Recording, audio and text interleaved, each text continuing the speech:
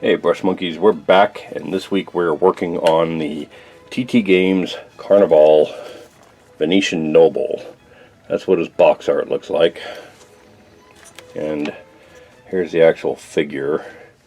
Now his sword is a little bit bent, and I have tried to run that under hot water and straighten that out. It's resin, so it's, you know, you'd think you'd be able to straighten it out the same way as like the Reaper Bones figures. And so I've attempted to do that, and it keeps coming back to that same shape every time. So I'm not going to mess with it anymore. I don't want to damage it. So here's what he looks like. And we're going to stick fairly close to the box art for this one.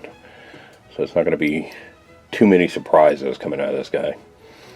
So I'm going to go ahead and pause here and get started on him. Alright, see you soon. Bye. Alright, Brush Monkeys, I'm making some pretty good progress on this guy. As you can see, I've got the skin done on the back of his head. I've got his dark blue and his light blue done. I've got the whites based. Well, the dark blue and light blue are based. They're not done. I'm going to give him a wash of Drakenhof Nightshade. And then probably highlight him with the base color again, because that Drakenhof is going to darken it badly. I started doing the contrast paint Black Templar for his boots. I'm going to do that on his gauntlets here too, but I decided I wanted to do a quick update before I got into the contrast paints, aside from the skin. Obviously the skin's already done. But the skin, the boots and gloves, and that sash on them are the only parts that are going to be contrast paints. All the rest will be legitimate paint. And for some reason I noticed that this guy's holding he's holding a gauntlet in his hand, but he's holding a pistol in the box art. And the sword is at a different angle in the box art too than what he's actually holding, which is a little weird.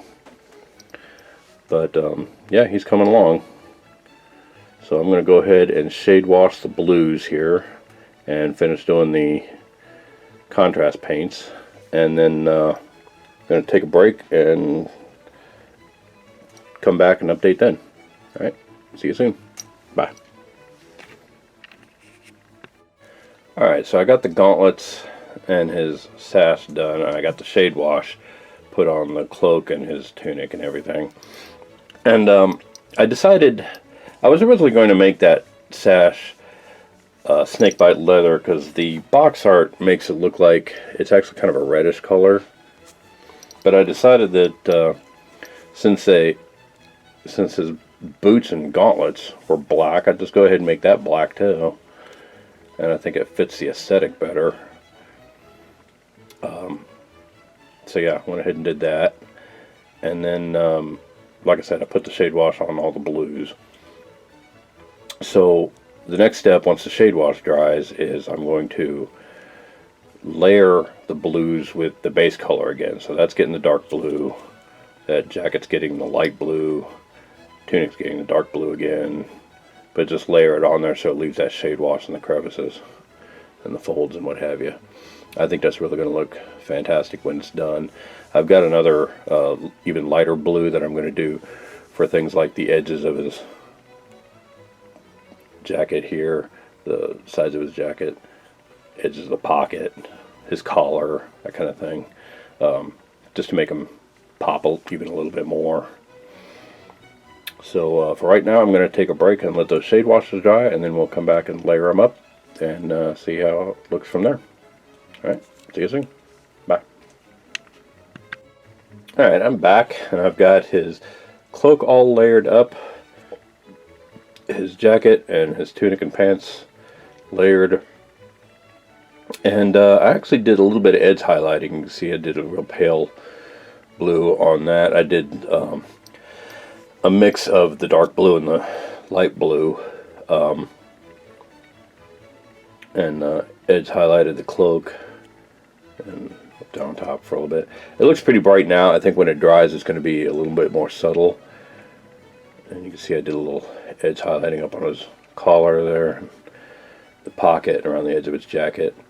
And it looks, you know, I usually try to avoid edge highlighting because I think most of the time it looks kind of cartoony and stupid. But I think this time it actually worked. So I kind of dig how that came out. So I've got to layer up the whites and then do the metallics. So the metallics are up next. I'm going to go ahead and pause here and do those, and then we'll come back and take a look at them. Alright, see you soon. Bye. Alright, so I've made some progress on this guy. As you can see, I've layered up his whites, I've painted and layered the golds, shade washed that mask, even painted the little strap along the back of his head that was holding the mask in place. And he is looking pretty I even painted the little hilt on his dagger there, a little bit of purple.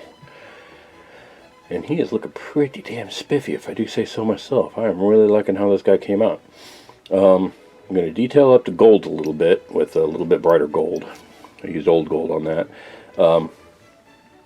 Not a whole lot though. And then I've got the basing left to do. I've come to the realization that I think what I like most about painting these Carnevale figures is because everybody's wearing masks. I'm under no real obligation to try to attempt eyeballs on any of them. And that just makes life a hell of a lot easier on me. So, yeah.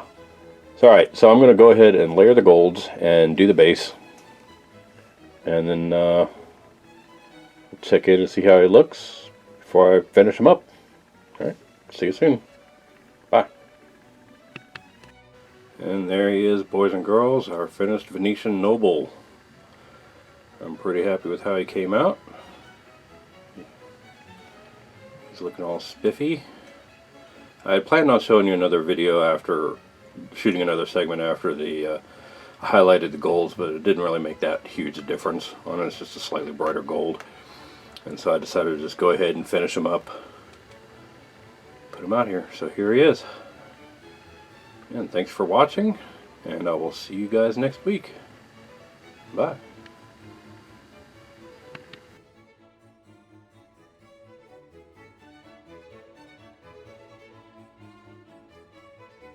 Hey Brush Monkeys, Tom from Flying Monkey Studios here.